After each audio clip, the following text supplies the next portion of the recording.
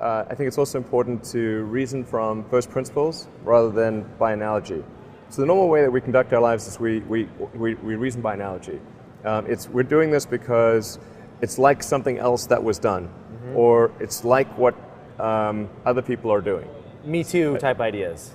Yeah, Slight slight iterations yeah. on a theme, and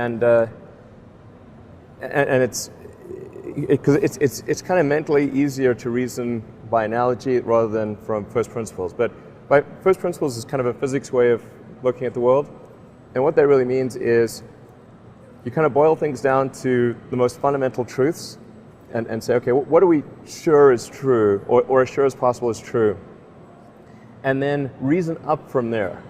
That takes a lot more mental energy. Give me an example of that. Like, what's one thing that you've done that on that you feel has worked for you? Sure. So somebody could say, in fact, people do, that battery packs are really expensive, and that's just the way they'll always be, because that's the way they've been in the past. You're like, well, no, that's pretty dumb, because if you applied that reasoning to anything new, then you wouldn't be able to ever get to that new thing. Right.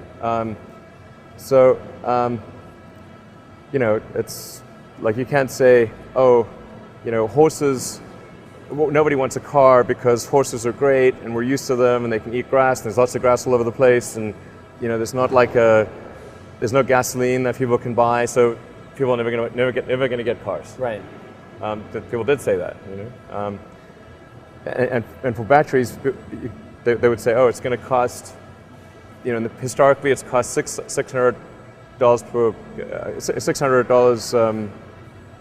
per kilowatt hour, and so it's not going to be much better than that in the future. And you say, no, okay, well, what are the batteries made of?